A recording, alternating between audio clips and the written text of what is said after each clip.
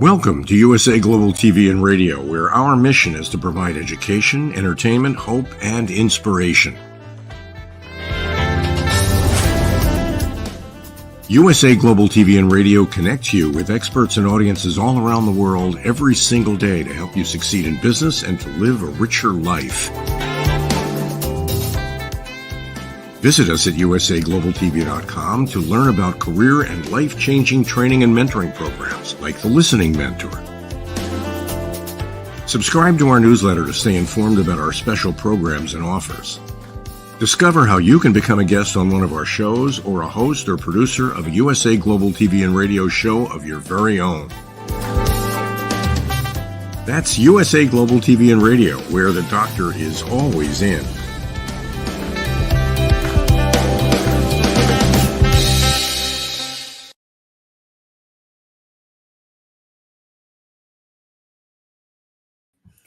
Hello, USA Global TV and Radio watchers and listeners. I am Mariska du Preez, and we are here with Talking Heads. Yes, on your favorite, hopefully, channel. And we love to share some insights and new learnings from, well, my space and other spaces when you go and watch some of the other content that we have around on the show. So with that, what exactly is it that we are exploring today? We are looking at questions.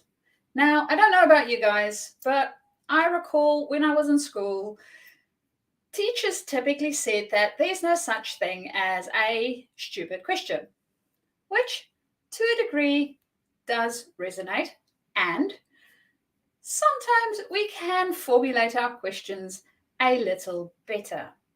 Understanding exactly what it is that we get from the question also helps us to formulate our questions better. And as we are looking at our self-awareness, I thought question design and looking at how we formulate the questions and what happens once we ask the question to illuminate things about ourselves will also be helpful for us during this exploration of what exactly self-awareness is and how it works and, well, how we can do it a little bit better. So, the one thing that I came across not so long ago was a little TikTok video around lenses. Now, they had different types of lenses. They have lenses where you put a beam of light in and then the beam will go straight out. Sometimes the beam will make a little fan. Sometimes the beam will actually go back in and be more concentrated.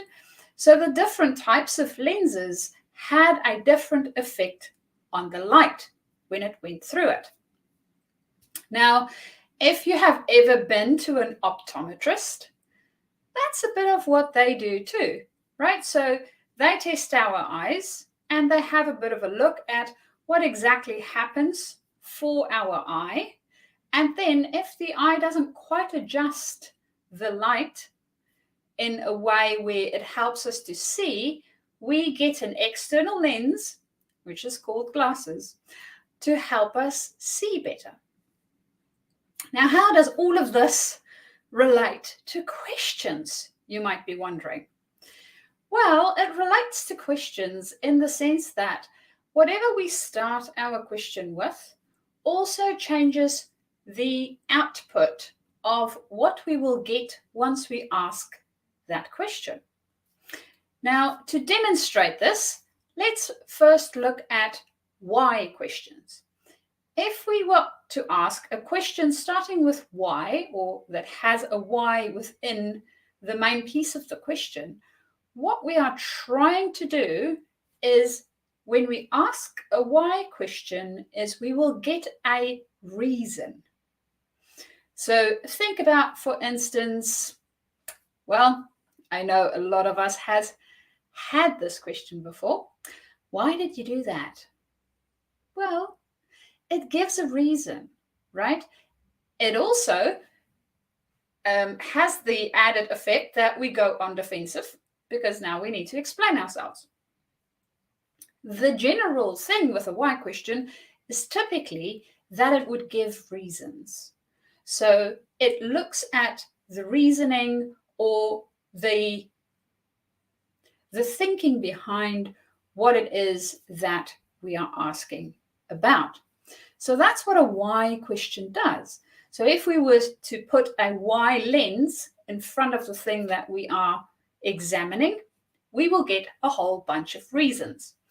This is also a great question that they typically use when they are trying to fault find. So in the engineering field, we do fault finding quite a bit. And one of the things that you do when you're fault finding is you ask why at least 5 times to get to a root cause. So for root cause analysis, you ask why up to 5 times. You can even ask it more times than that to find out exactly why the reason this thing failed, right? So that's one way of utilizing why so we can get to a reason. And in the case of root cause analysis, we get to the exact reason why the thing failed. Because we need to work through a few layers within the why paradigm to get to those deeper reasons or reasonings within that space. Now, why are great when we're looking for reasons as in root cause analysis, but it might not be great in other areas. So why? Wonderful question when we look for reasons. Does why work so well when we look for, well, next steps or action plans? Typically not. So when we are looking for next steps or action plans, what we want to be asking is more how questions. So when we look at how, we will see that the result of how gives us a step, a thing to do, an action plan. So to give an example of this, say for instance, I want to figure out how to bake a cake. And I ask, how do I bake a cake? Well, if I ask how do I bake a cake, I will come up with a whole bunch of different things. I might come up with the process of baking the cake. So first mixing all my ingredients together so I can get a batter. Then from there, I need to do something with the batter, preferably put it in a pan.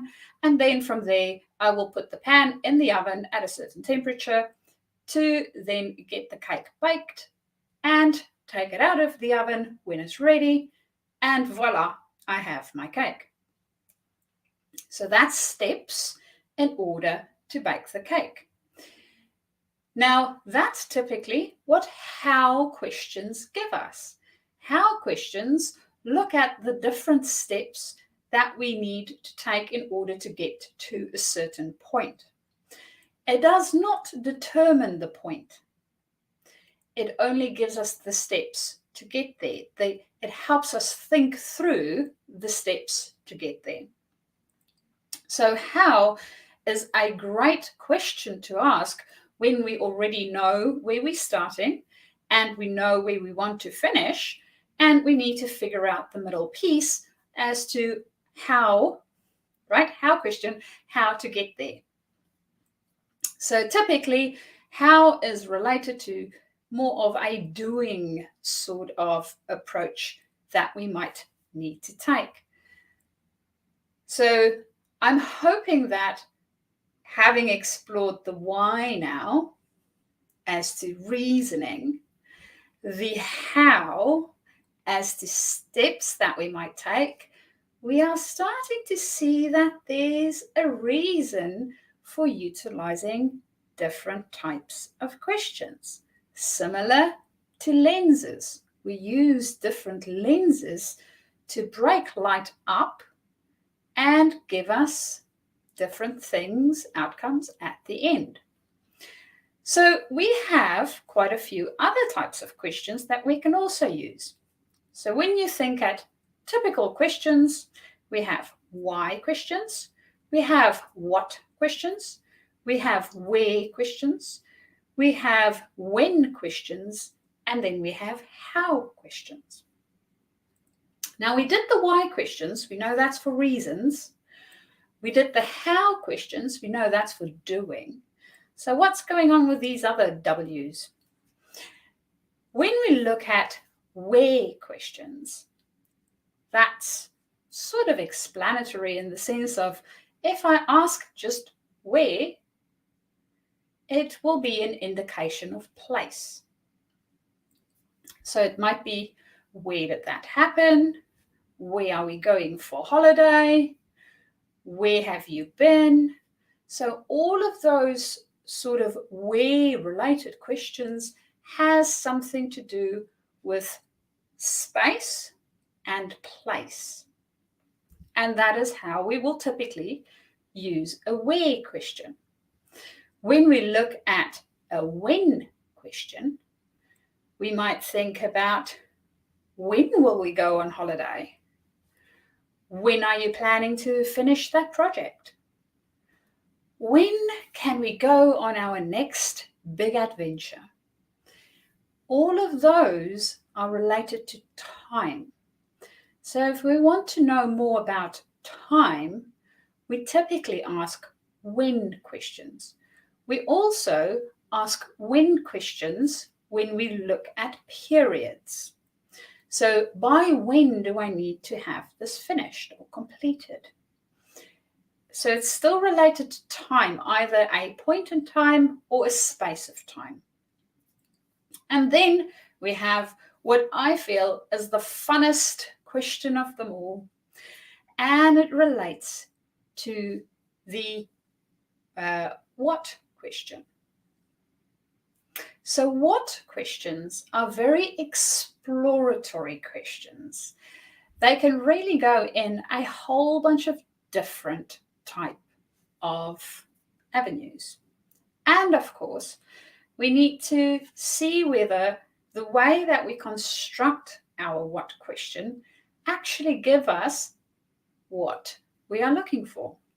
Because yes, what can be a environment or thing, but it can also explore a whole bunch of different things. So constructing our question and really thinking, okay, if I'm going to put the question this way, what will it give me?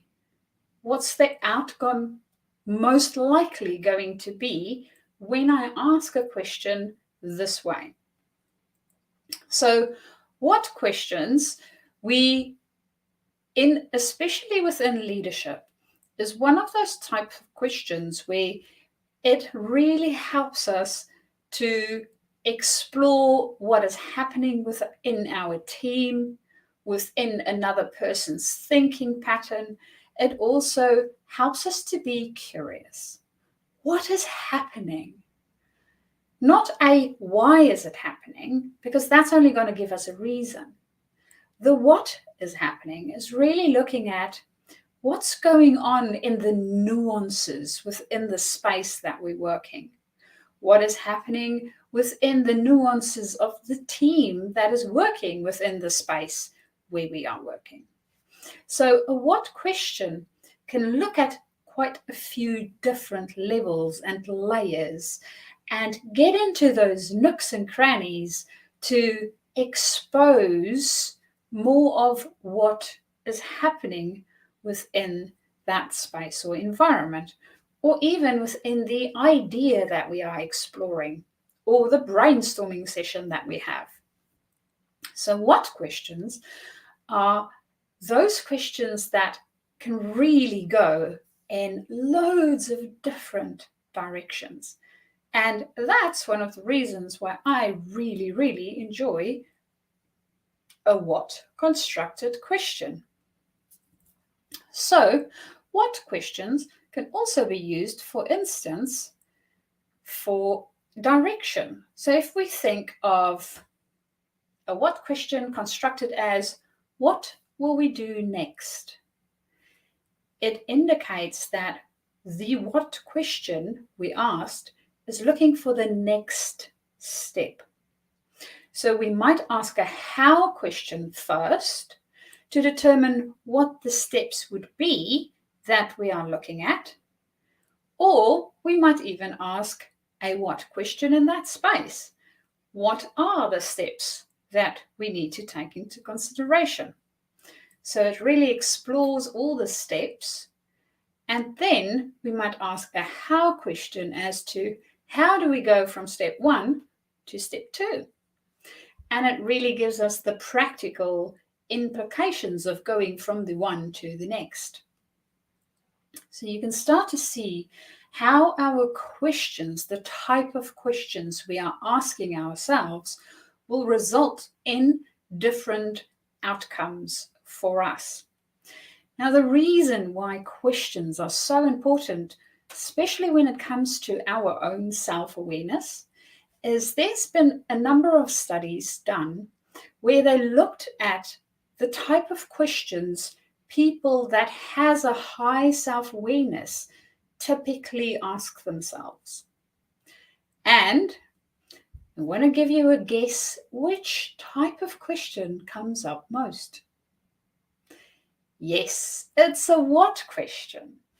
So typically for people with high self-awareness, they really want to get into the nooks and crannies and find out what is happening, what exactly takes place, or what they can learn from the experience. The question that comes up least is why questions.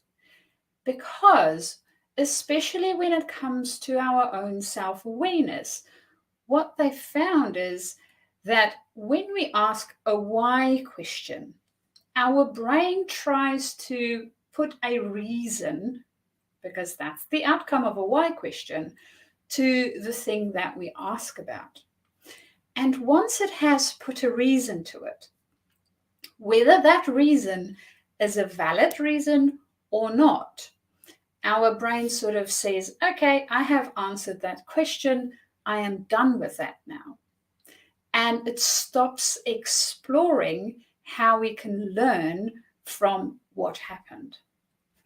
And that's where what questions really gives us all that juicy learning, regardless whether the environment or the situation was a fun situation or maybe a not so fun situation. Because yes, anytime we learn from an experience, that's a positive experience.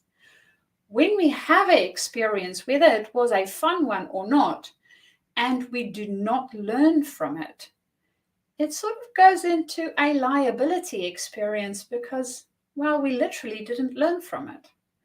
We went through the experience and we gained nothing by going through it.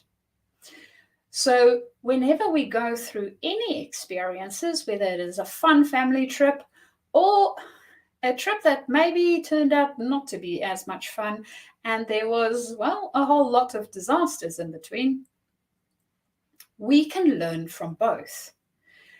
And we learn from both when we ask questions about them.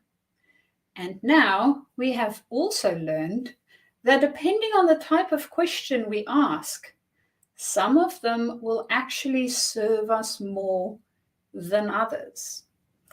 So understanding that the type of questions we ask ourselves, our teams, our loved ones, makes a difference as to the sense we are making from what is happening.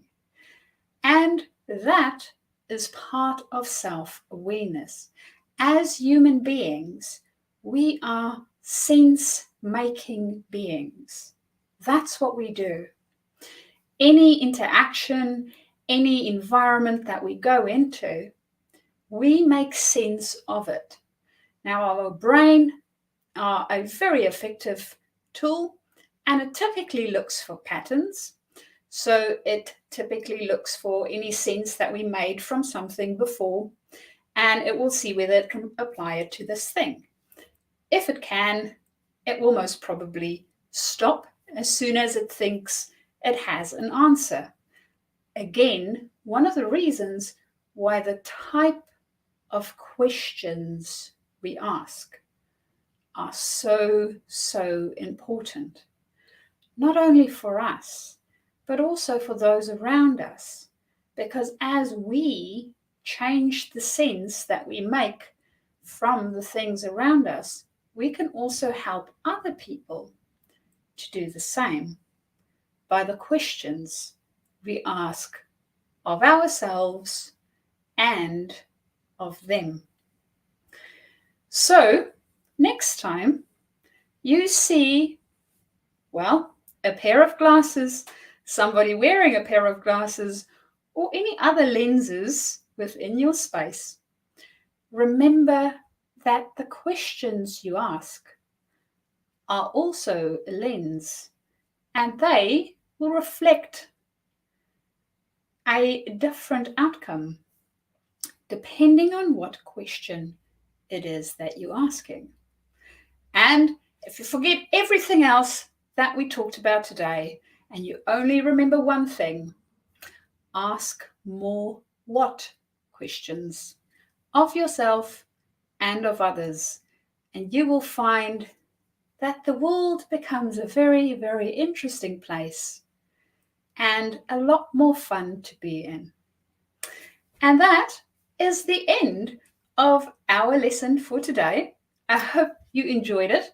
If there is any questions that you have or you would like to connect, please do so via either my LinkedIn, or you can do so via my email, which is mariska@journey2discover.com.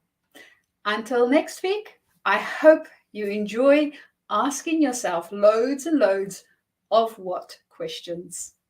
Bye-bye.